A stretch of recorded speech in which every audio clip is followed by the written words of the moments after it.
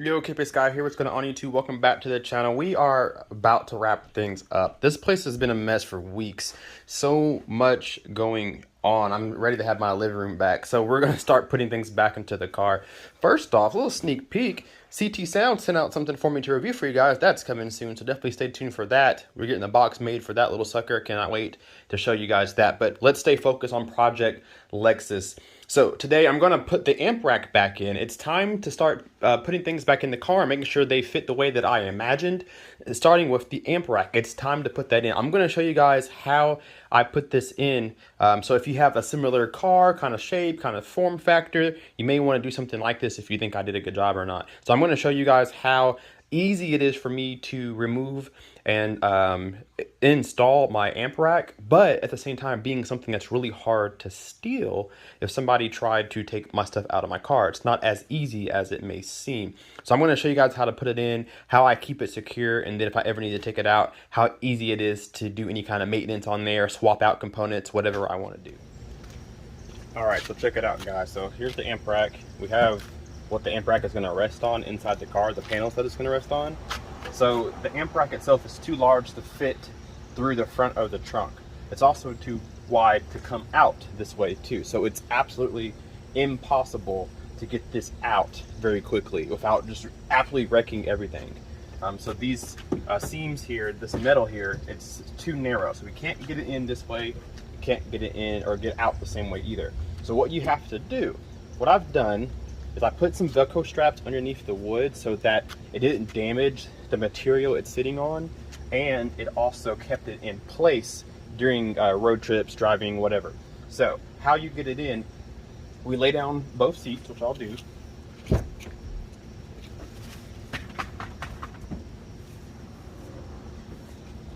Once you get both seats down, you want to come through the inside of the vehicle.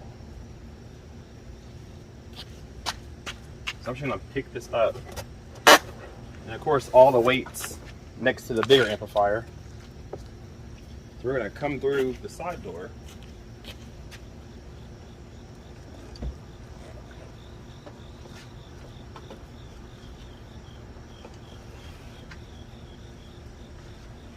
We're going to lift.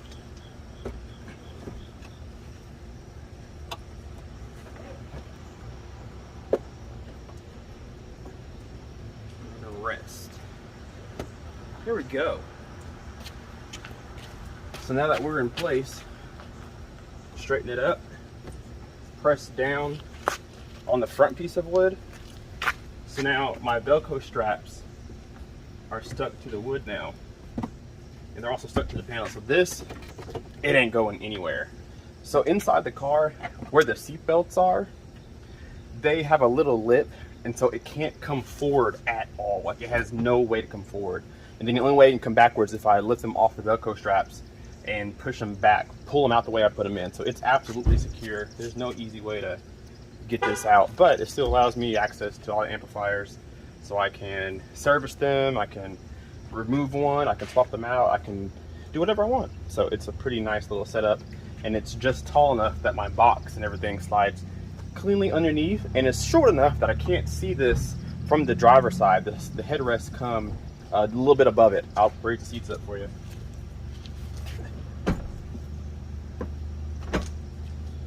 Let's do the other side.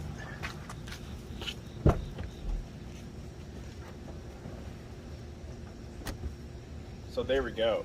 So from the driver's seat, all these amps are hidden underneath where the headrest lies. I can't see any of this in the rear view. You really can't see any of it in the passenger, in the back seat either. So it's a super nice, clean install.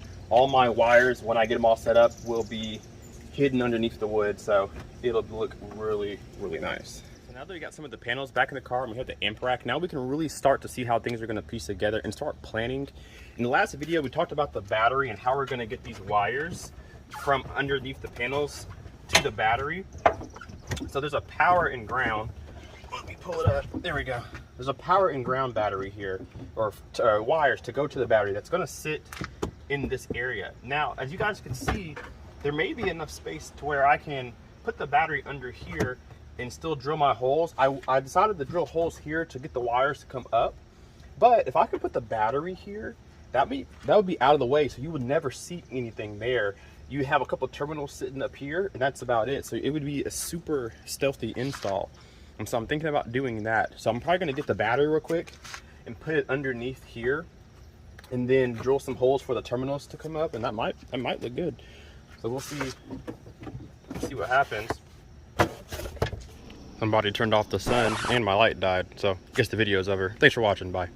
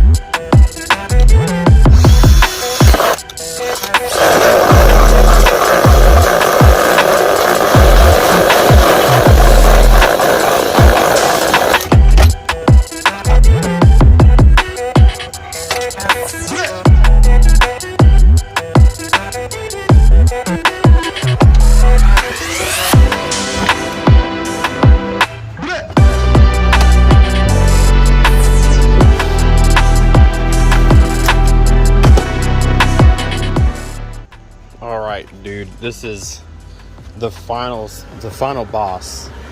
So what I've done, I wanted to put the battery over here because I can secure it down there, and everything is underneath the panel that goes over top of all this. It'd be a completely stealthy install, minus that, which will mostly be covered up by the box. But the wire that I have isn't long enough necessarily. I might be able to string it a little bit later. I might try that. But putting it there will be a nice stealthy install, and I might still have to do that because, of course, with all this wire going to be sticking out of the top, I won't be able to put this panel on. This little one here that goes on the other side, I'll still be able to put the door on that keeps all this closed, but I won't be able to put anything on this thing. I'm gonna go ahead and see what it looks like real quickly and make my decision. Okay, so that little door that covers all this is now on, so I could put the battery back where it goes. But do I want to do that, or do I want to take the tire out and put all the stuff over here and then put the tire back in? If I can get the wire to reach, which I think all of these can, I might be good. And I know exactly what wire goes to what, because how I did it, each of my grounds have black on the ends, whether it's electrical tape or it's heat shrink. And then all of my powers, we'll divide them up. There we go. So all of my power has red on top of it. Let me get this over here. This blue cable came from, what do you call it? Scar Audio. I'm gonna have to get some red tape, because that's also a power. And then these are my 4 ground. So from chassis to battery, and then these 2 are for the big subwoofer amp. And then this one goes to my distribution block that gives ground to this and this. And then my power wire, so what we got here, this one goes from the car battery up front to the battery back here. These 2 go to my amplifier. So that's good to go too. So I know where everything's going.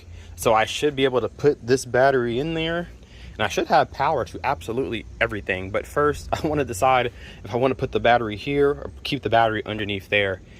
It's going to be a tough choice. I'm going to try it out, see what happens. I'm losing daylight, but I do have a light inside I can bring out. But we have just figured it out. The battery does sit nicely right next to the wheel. The wheel circumference is not too wide that it doesn't protrude on top of the battery, but it does keep it nice and snug. I went ahead and bolted it down to the car, and then there is a felt pad, a really thick padding underneath it to help with some vibration. So this should be set. So that is not moving. And then the tire right next to it, it's not shaking whatsoever. So it's grounded. And then when the tire's in, we'll have to keep this wire going underneath the tire. It's raised up a little bit right here, so I can either string it underneath or put it through here. The tire is raised a little bit, kind of like right here. And so that will reach, that's my ground. It wasn't long enough to make it around like everything else, but everything else meets the battery. So all my ground cables, all my power cables all reach the battery. And then this one will go underneath since it's not long enough otherwise. So that should be it. So now when I put all my panels back together, which we'll do before I end the video, we should be done. So let's do it. Forgive me for how dark it is, but I've been out here all night and I think I finally got everything done. So I just hooked up the power wire that goes to the battery. It's a moment of truth. Let's take our light to the back here. So check this out. Was able to get everything underneath of here, and that the wires that go from the amps will definitely be hidden by the box. Put the battery underneath here. So once I get those wires go from the spliced factory amplifier.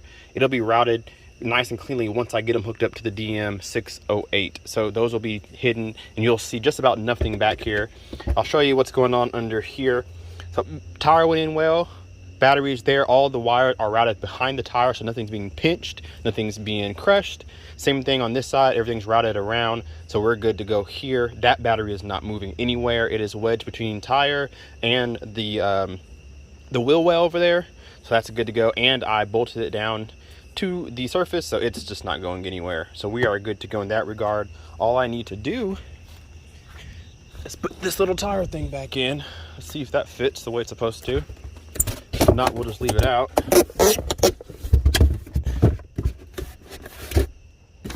Oh yeah, and we'll close it.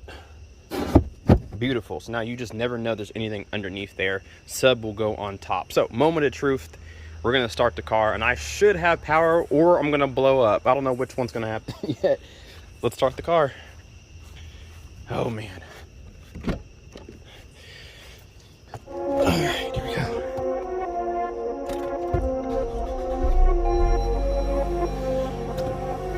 See if I have any lights.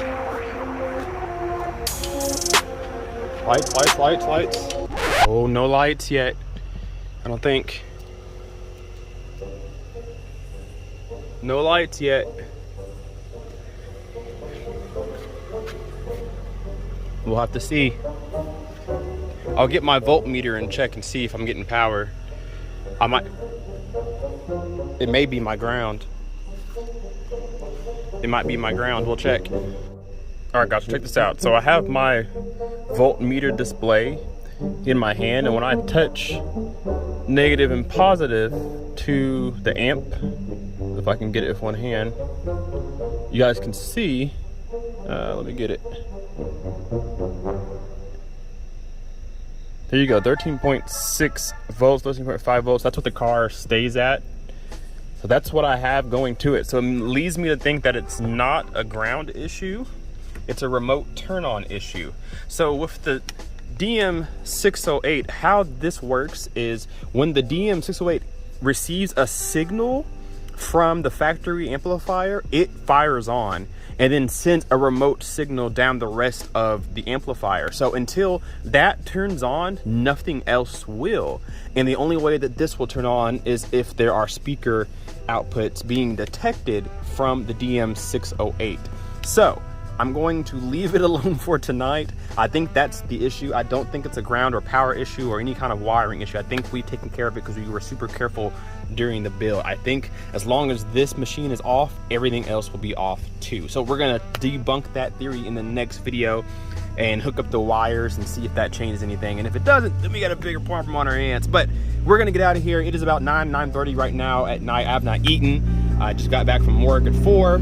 and I went straight to work on my car. So I'm hungry, I'm tired, I'm sweaty, I'm itchy, I got bit by mosquitoes, so I'm going inside.